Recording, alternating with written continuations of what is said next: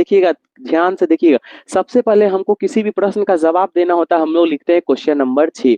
उसके नीचे हमको क्या लिखना होता है? उत्तर। जरा ध्यान से देखिएगा चीजों को। जब हम उत्तर लिख देते हैं उसके बाद हमें क्या करना होता है? हमें जो प्रश्न में दिया हो रहा था उसे लिखते हैं। तो हमें प्रश्न में क्या किया है? दिया गया है क्या? प्रश्न में दिया गया है कि एंगल ए और एंगल बी न्यून कोण है तथा कॉस ए। अब जरा ध्यान से देखिएगा मेरे प्यारे बच्चों, मैंने अभी जस्ट बताया था कि जब कभी भी आपको साइन कॉस टैन कॉट कुछ भी लिखना होता है तो उसका सभी तीनों वर्ड बाबू स्मॉल होता है। जरा ध्यान से देखिएगा, मैं जस्ट बताया हूं। और यहाँ पर जो भी इसका वैल्यूज होता है एंगल का, वो हमेशा कैपिटल में होता है। इसका मतलब मैंने जो ये कॉस ए लिखा है भैया, ये हो गया गलत। क्यों गलत हो गया? क्योंकि कॉस ए में जब मैं इसे लिखता कैसे कॉस ए, जब मैं इसे लिखता भैया ऐसे कॉस और ए, तब ये सही होता। क्योंकि जो भी साइन कॉस टैन होता उन सभी का वैल्यूज हमेशा स्मॉल में लिखा जाता। भैया एकदम बेसिक से बताऊंगा, टॉप लेवल तक लाइव बने रहिएगा। चीजों मेरे जो भी प्यारे क्लास 10 के बच्चे हैं वो तो प्लीज जाइएगा भी मत। क्या दिया है? तथा कॉस ए इक्वल टू दिया है कॉस बी। अब चीजें ठीक है, यहां तक दे दिया है। तो हमें क्या करना? तो सिद्ध करना है कि एंगल, तो सिद्ध करना है कि angle A equal to angle B. चलिए इस क्वेश्चन को बनाने के लिए जरा ध्यान से देखिएगा मेरे जितने भी प्यारे बच्चे हैं, लाइव से मत हम क्या करते हैं बाबू, मैं मान लेता हूं। मैं अब इसके बाद क्या करता हूं? माना कि एबीसी एक त्रिभुज है। भैया फिर ध्यान देने वाली बात है, मैंने जो यहाँ पर एबीसी लिखा है वो है गलत। अब भैया आप बोलोगे कि क्यों गलत है सर?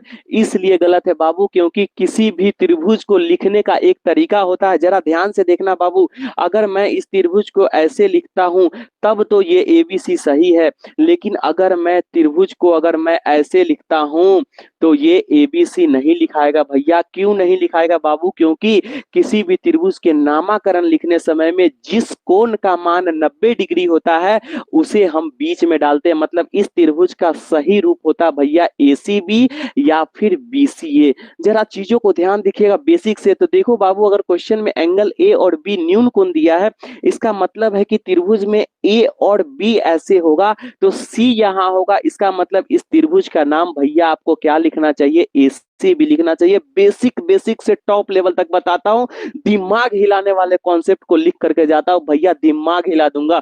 चलिए यहाँ पर मैंने क्या गलती की थी? मैं जानबूझ के गलतियां करता हूं ताकि आपको समझा सकूं कि अरे सर तो सही लिख रहे हैं, लेकिन गलती लिख करके आपको बताऊंगा कि आप ऐसी गलती मत करना। इसका मतलब बाबू हम क्या लिख सकते थे? हमें लिखना चाहिए कि त्रिभुज ए सी बी एक त्रिभुज है जिसमें एंगल ए तथा एंगल बी दोनों न्यून कोण है। भैया बोल रहा हूं ना, दिमाग हिलाने वाले कॉन्सेप्ट पे बात करता हूं, ऐसे ही नहीं। चलिए बहुत बढ़िया, हेलो सर हेलो। अब देखिए, अब यहाँ तक हमने लिख दिया। देखिए भैया कमेंट्स पे थोड़े मैं कम ध्यान दूंगा, नहीं देख पाता हूँ कमेंट्स, इसके लिए कोई दिक्कत नहीं। चलिए अब मैं बात करता हूँ, जरा ध्यान से देखिएगा। इसका मतलब है अब हम क्या करेंगे? एक भैया हम त्रिभुज बनाएंगे। और जरा ध्यान से देखिएगा, ऐसे नहीं है कि मैं क्वेश्चंस में ऐसे ऐसे लेकर के त्रिभुज ऐसे बना दिया। जरा ध्यान से देखना, ऐसे ऐसे लेकर के ऐसे नहीं बना दिया। ध्यान से देखना बाबू, इसके त्रिभुज बनाने में भी एक कला है। कला क्या है? कि जब तुम इसे सिद्ध करोगे बाबू, जरा देख, टॉपर वही बनता है जो चीजों को बनाने से पहले मन में सोच लेता है फिर कॉपी पे उतारता है। मतलब कि जब मुझे पता है कि एंगल ए और बी बराबर होने वाला है, इसका मतलब हम समद्विबाहु त्रिभुज बनाएंगे भैया। मतलब कि जितना इधर लेंगे उतना ही इधर लेंगे, ना इसे बड़ा करेंगे ना इसे छोटा करेंगे, ना इसे छोटा करेंगे ना इसे बड़ा करेंगे। कितना करेंगे? जितना बड़ा इतना, जितना बड़ा इतना, ताकि आपकी कॉपी की सुंदरता इतना मस्त हो जाएगा कि टीचर देखने के बाद करेगा अरे बाप रे, क्या प्रिंट करके लाया है, क्या कहाँ से सीख करके आया। भैया लाइव बने रहिएगा, लाइव बने रहिएगा भैया, चीजों को बताने आया हूँ। इसका मतलब क्या है बाबू, जब हम त्रिभुज बनाएंगे तो जरा ध्यान देंगे, त्रिभुज में जितना दूरी इतना लेंगे उतना ही दूरी इतना लेंगे, ताकि हमारा त्रिभुज एक समद्विबाहु समकोण त्रिभुज दिखे। और जरा ध्यान दीजिएगा क्या लिखना है बाबू, यहाँ पर ए लिखना है, यहाँ पर बी लिखना है, यहाँ पर सी लिखना है। और सी लिखने के साथ एक चीज को दर्शाना है बाबू भैया, क्या जब कभी भी हम किसी त्रिभुज को तभी समकोण मानते हैं ना, जब उसके कोण को आप ऐसे दिखाएंगे, तभी ना मुझे पता होगा कि ये 90 डिग्री है। इसका मतलब है भैया कि हमें इस फिगर में यहाँ पर एक ऐसे दिखाना चाहिए था, ताकि आपके टीचर्स आपको देख करके खुश हो जाए। चलिए मेरे प्यारे दोस्तों, मेरे बच्चों, मेरे भाई, कितने लोग मेरे साथ जुड़े हुए, एक बार यस यस करिए, फिर मैं आगे बढ़ता हूँ। एक बार यस यस करिए। कितने जो भी गार्जियंस देख रहे हैं इस वीडियो को, प्लीज स्किप मत करिएगा, क्योंकि आपको एक ऐसा टैलेंटेड टीचर मिला है जो आपके बच्चों के स्किल्स को इतना इंप्रूव कर देगा ना कि आपके बच्चे भी नहीं सोच पाएंगे। क्या कितने मेरे प्यारे दोस्त जुड़े हुए, एक बार मुझे बता दीजिए ना प्लीज। अरे अब मुझे क्या करना है, अब मुझे क्या करना है कि मुझे प्रूफ करना है एंगल ए और एंगल बी। अब देखिए कॉस ए बराबर कॉस बी दिया हुआ है, तो हम क्या करेंगे एंगल ए के लिए, हमें क्या करेंगे एंगल ए के लिए, एंगल ए के लिए क्या हो जाएगा भैया, एंगल ए के लिए पी की वैल्यू क्या हो जाएगी, पी मतलब लंब, लंब मतलब हम इसे ये भी लिख सकते हैं एंगल ए के लिए लंब equal to P equal to B सी।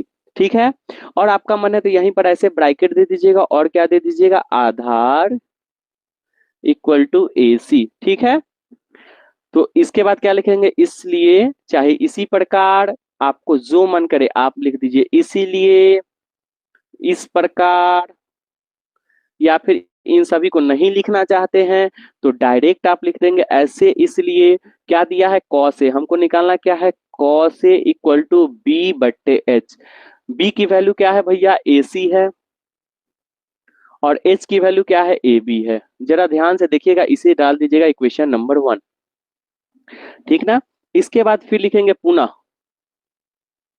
पुनः क्या लिखेंगे एंगल बी के लिए, एंगल बी के लिए, एंगल बी के लिए क्या हो जाएगा कॉस बी इक्वल टू क्या हो जाएगा बी बट्टे एच, और इसके लिए बी की वैल्यू क्या हो जाएगी बी सी, बी सी बट्टे ए बी, इक्वेशन नंबर 2। अब क्या लिख दीजिएगा समीकरण 1 एवं 2 से, क्या लिख दीजिएगा समीकरण 1 एवं 2 से, समीकरण 1 एवं 2 से क्या हो जाएगा, मैं यहां पर लिख देता हूं, मैं इस इक्वेशन 1 2 को जरा नजदीक कर देता हूं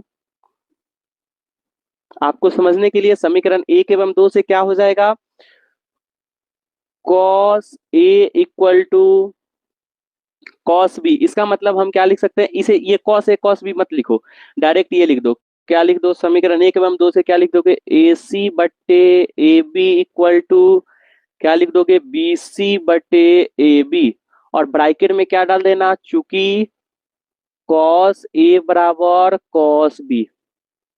ठीक ना, अब इसके बाद आपको क्या करना है, इसीलिए ये भी कट जाएगा, इसीलिए ए सी इक्वल टू बी सी। अब जरा ध्यान देना, इसके नीचे आपको कुछ लाइन लिखना है। वो लाइन क्या लिखना है भैया, लाइन ये लिखना है कि हम जानते हैं, यहां पर लिखिएगा, यहां पर डालिएगा चूंकि,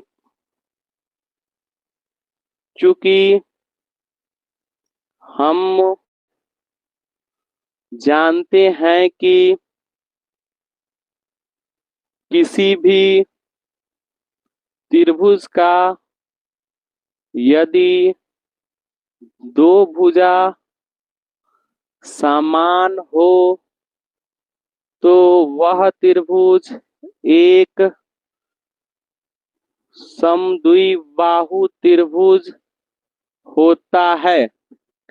ठीक ना, उसके बाद सबसे लास्ट में क्या लिखेगा, इसीलिए, यहां पर मैं चीजों को लिख रहा हूं जरा ध्यान से, यहां पर लिख दीजिएगा इसीलिए, फिर या फिर लिख दीजिएगा अतः एंगल ए बराबर एंगल बी, ऐसे ऐसे करके, और इसके आगे आपको क्या लिख देना है सत्यापित। ठीक ना, क्या मेरी बोध वहां तक दिख रही है, चलिए नहीं दिख रही तो मैं फिर से इसे लिख देता हूं। आपको कैसे लिखना था, यहां पर लिखना था सबसे लास्ट लाइन क्या आपको लिखना था, यहां से लिखिएगा अतः angle A equal to angle B, ऐसे ऐसे ऐसे कॉमा दे करके क्या लिख देना है, सत्यापित। हिंदी में लिखना सत्यापित, मजा आ जाएगा देख करके, टीचर आपकी कॉपी देख करके खुश हो जाएंगे। क्या बाबू, ये मुझे बताना, ये क्वेश्चन समझ में आ गया? क्या लिखने के तरीका से तुम